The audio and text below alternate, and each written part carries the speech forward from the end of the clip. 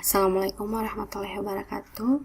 Jadi hari ini merupakan pertemuan kelima untuk mata kuliah matematika diskrit.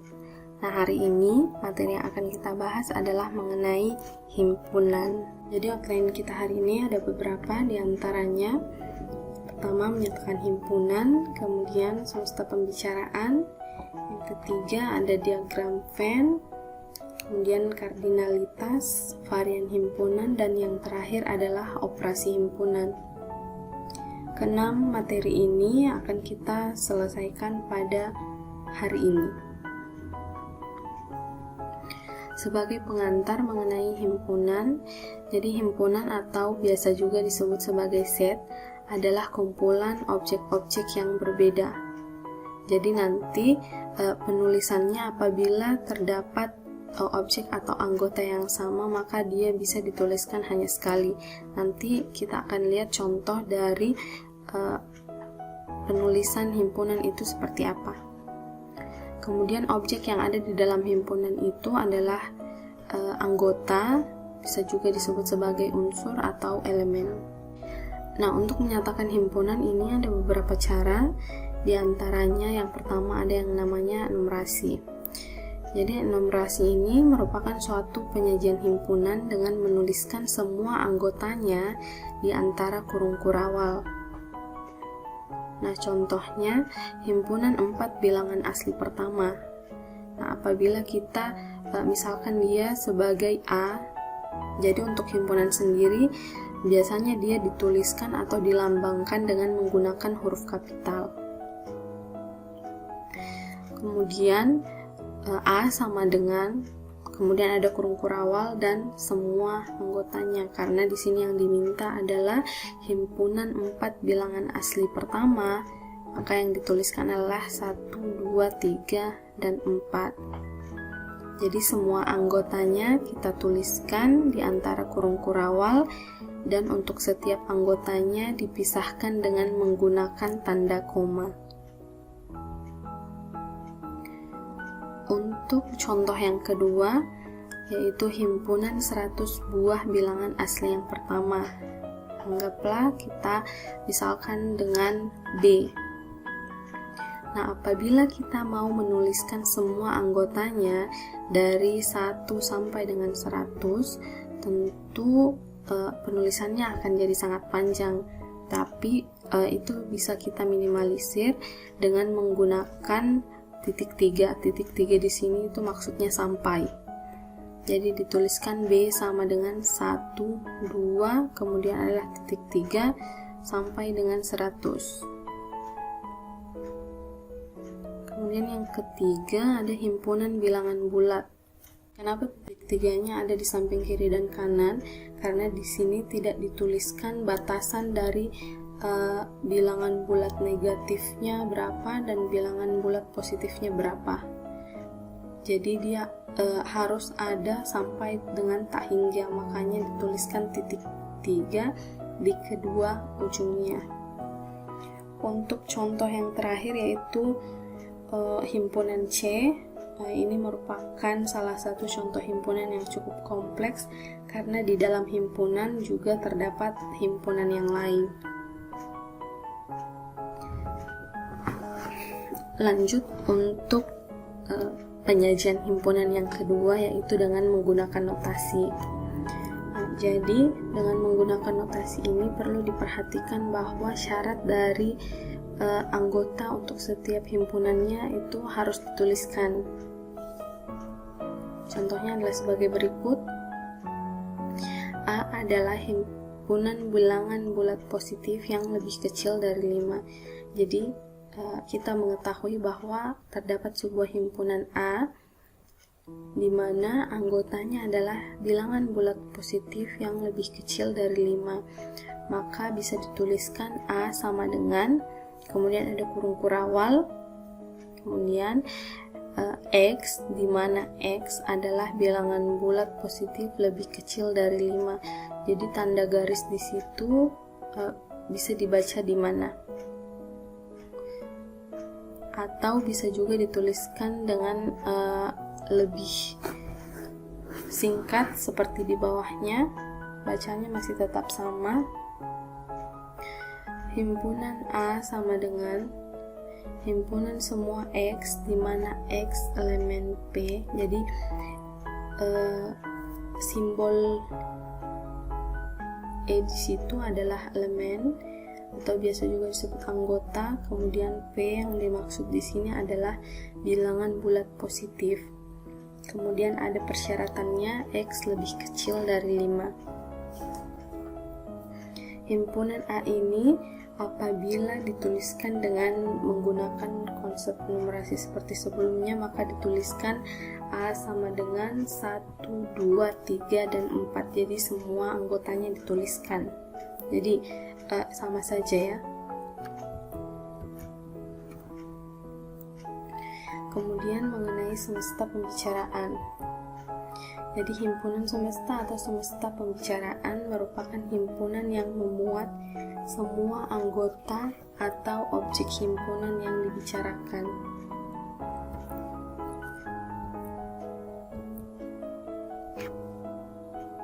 Nah, selanjutnya ada diagram Venn.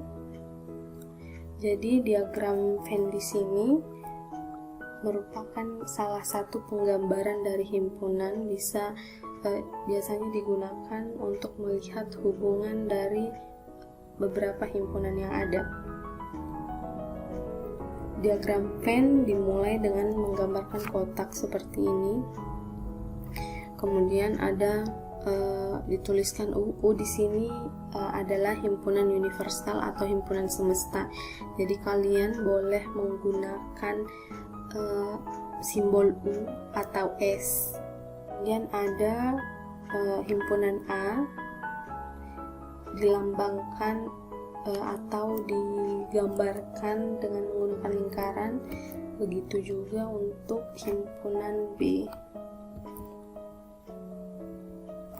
Contohnya adalah seperti ini. Kita mau menggambarkan himpunan ini ke dalam diagram Venn. Jadi ada himpunan semesta atau himpunan universalnya dari 1, 2, 3, 4, 5, 6, 7, dan 8. Kemudian terdapat himpunan A yang terdiri dari 4 anggota, yaitu 1, 2, 3, dan 5. Dan himpunan B yang juga 4 anggota, yaitu 2, 5, 6, dan 8. Jadi dituliskan dulu himpunan universalnya, kemudian digambarkan himpunan A, di mana anggota-anggotanya adalah 1, 2, 3, dan 5. Kemudian ada himpunan B, 2, 6, 5, dan 8. Nah, perlu diingat bahwa masih terdapat anggota dari himpunan U yang tidak termasuk di dalam himpunan A maupun himpunan B. Jadi dia harus tetap dituliskan di dalam bagian dari kotak U atau himpunan semestanya. Nah, di sini juga perlu kalian lihat bahwa terdapat anggota dari himpunan A dan himpunan B yang sama. Jadi, penggambaran dari diagram Venn-nya bisa berubah. Karena apabila dilihat di sini, jadi terdapat 2 buah angka 2 dan 2 buah angka 5, sedangkan konsep dari himpunan yang tadi adalah menggambarkan himpunan dengan objek-objek yang berbeda. Jadi apabila terdapat objek yang sama, bisa kita tuliskan sekali saja. Maka diagram Venn-nya bisa kita gambarkan seperti ini.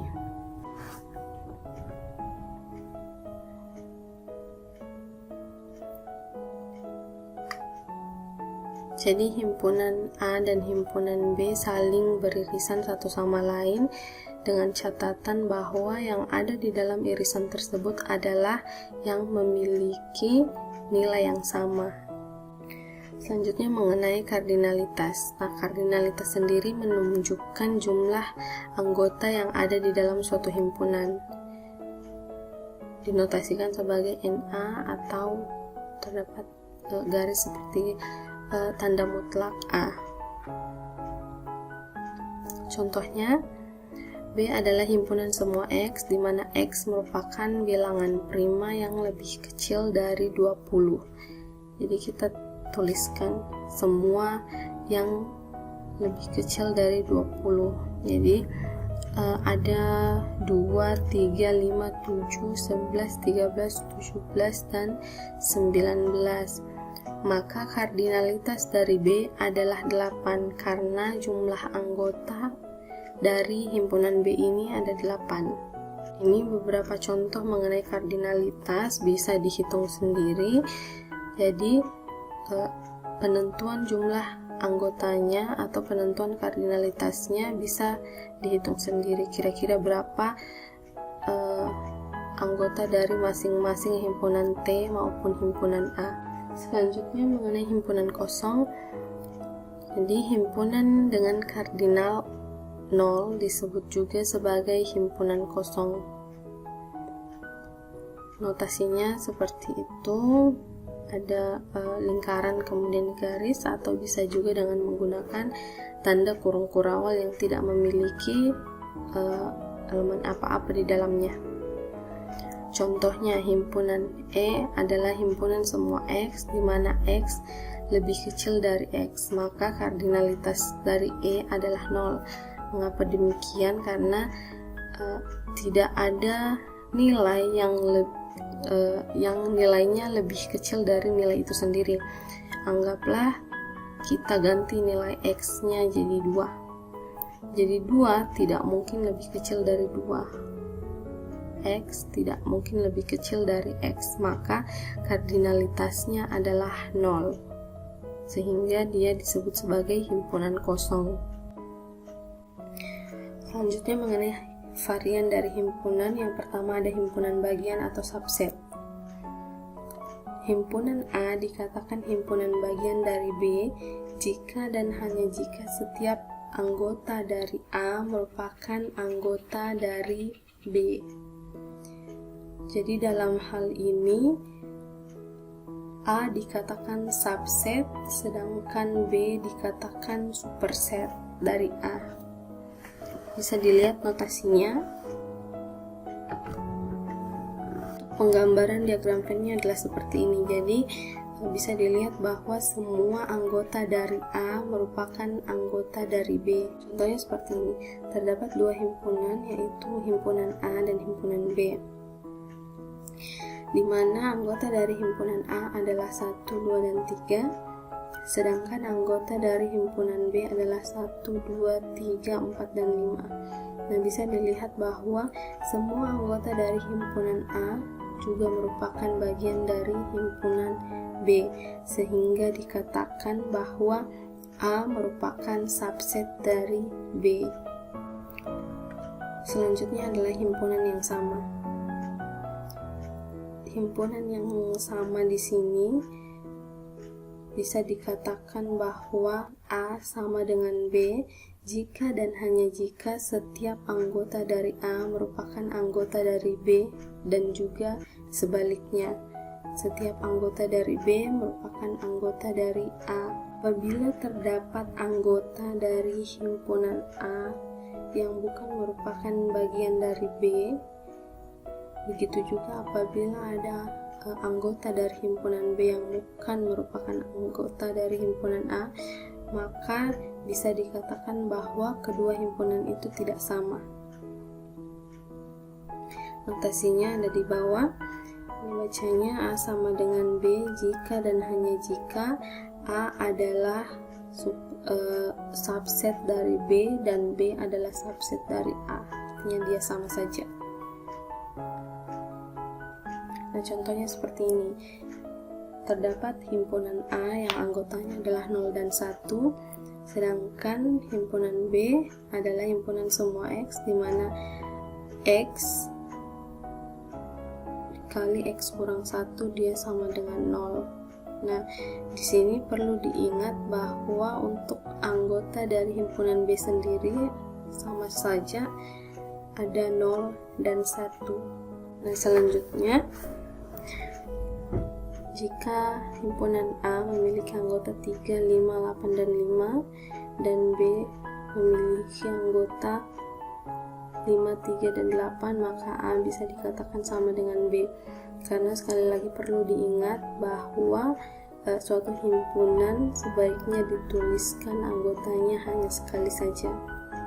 Di sini jika A sama dengan 3, 5, 8, dan 5 dan B 3 dan 8, maka A tidak sama dengan B. Mengapa demikian? Karena di dalam B tidak terdapat salah satu anggota dari A, yaitu 5. Makanya dia tidak bisa dikatakan himpunan yang sama. Untuk 3 buah himpunan A, B, dan C berlaku aksioma berikut atau pernyataan berikut. A sama dengan A, B sama dengan B, dan C sama dengan C. Kemudian yang kedua, jika A sama dengan B, maka B juga sama dengan A. Dan yang terakhir, jika A sama dengan B dan B sama dengan C, maka A juga pasti sama dengan C. Selanjutnya adalah himpunan yang ekivalen. Himpunan A dikatakan ekivalen dengan himpunan B jika dan hanya jika kardinal atau jumlah elemen dari kedua himpunan tersebut sama. Jadi notasinya sebagai berikut. Contohkan seperti ini. Misalnya terdapat himpunan A yang memiliki 4 anggota, yaitu 1, 3, 5, dan 7, dan B juga memiliki 4 anggota, yaitu A, B, C, dan D. Maka A dan B merupakan himpunan yang ekivalen karena jumlah anggota atau kardinalitas dari A sama dengan kardinalitas dari B, yaitu 4. Selanjutnya ada himpunan saling lepas. Jadi dua himpunan dikatakan saling lepas atau disjoin jika keduanya tidak memiliki sama sekali elemen yang sama. Jadi notasinya bisa dilihat di bawahnya. Penggambaran pada diagram Venn-nya seperti ini. Jadi tidak ada yang saling beririsan. Nah, contoh dari himpunan saling lepas, dapat himpunan A di mana anggotanya adalah bilangan bulat positif yang lebih kecil dari 8, jadi mulai dari 1 sampai dengan 7. Kemudian himpunan B adalah himpunan yang anggotanya ada 3, yaitu 10, 20, dan 30. Karena tidak ada yang sama antara anggota himpunan A dan anggota himpunan B, maka dia disebut sebagai himpunan saling lepas. Selanjutnya ada himpunan kuasa. Himpunan kuasa atau power set dari himpunan A adalah suatu himpunan yang elemennya merupakan semua himpunan bagian dari A, termasuk himpunan kosong dan himpunan A itu sendiri. Notasinya adalah sebagai berikut. Jadi ini ada hubungannya dengan kardinalitas. Jadi sebelum menentukan himpunan kuasa atau jumlah anggota dari himpunan kuasanya, kita perlu mengetahui dulu berapa jumlah anggota atau kardinalitas yang ada pada himpunan tersebut. Untuk himpunan kuasa dari himpunan kosong adalah 1. Jadi himpunan kosong termasuk juga dalam bagian dari himpunan kuasa. Nah, contohnya seperti ini. Jika ada himpunan A yang memiliki 2 buah anggota, yaitu 1 dan 2, kemudian diminta untuk menentukan himpunan kuasanya.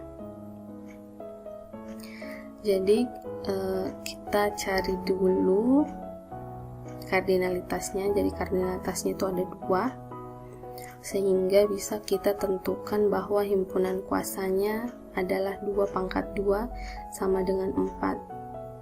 Jadi anggota dari himpunan kuasanya itu yang pertama ada himpunan kosong, kemudian ada 1, 2, kemudian 1 dan 2. Jadi masing-masing anggota yang ada di sini itu melambangkan sebagai himpunan kosong, kemudian himpunan bagian, dan juga himpunan dari A itu sendiri.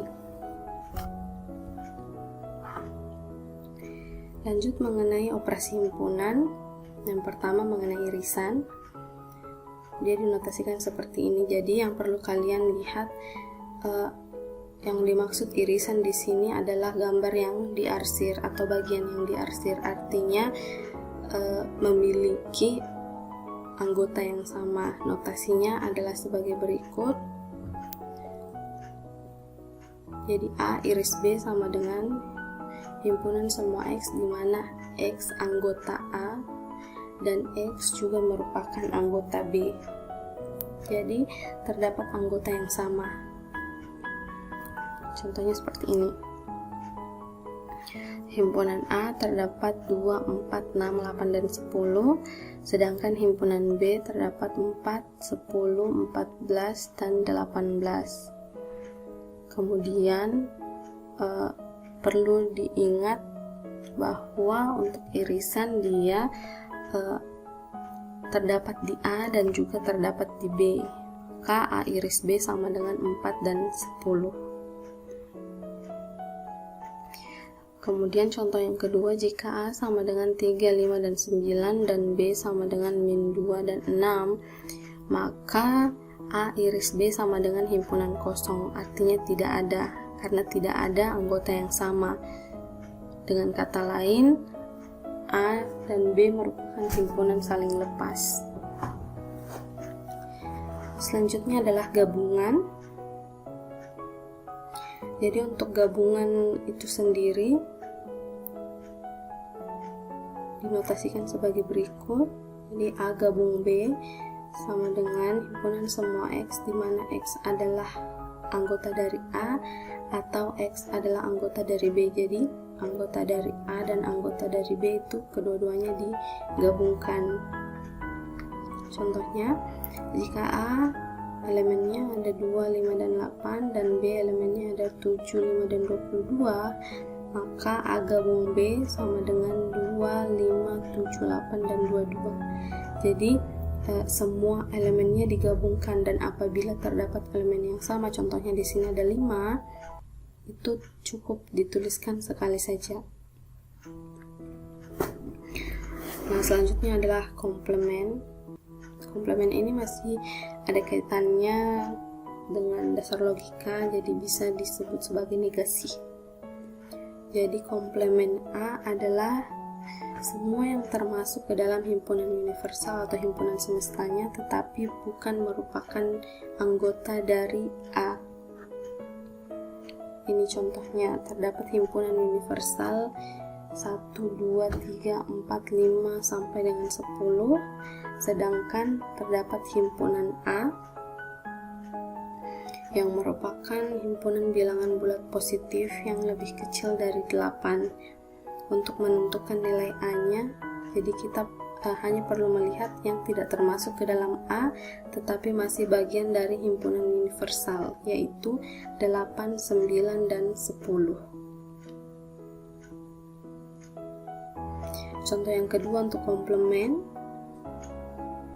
Di sini terdapat himpunan universal 1, 2, 3 sampai dengan 9. Nah, jika A adalah 1, 3, 7, dan 9, maka komplement dari A adalah 2, 4, 6, 8. Harusnya di situ juga ada 5 ya. Karena 5 juga masih termasuk ke dalam bagian dari U.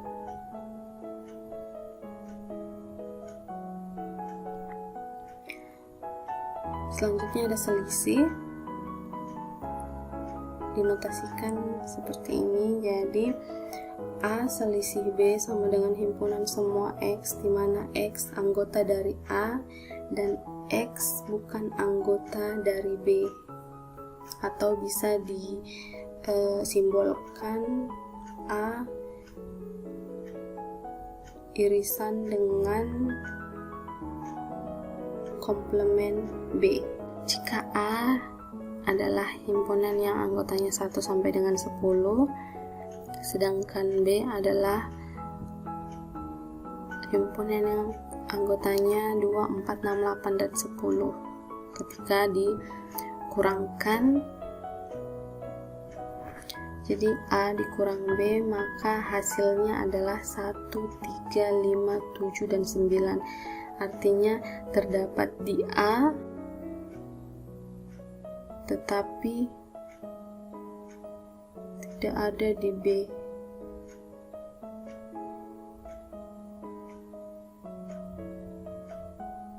Artinya terdapat di A dan juga terdapat di B.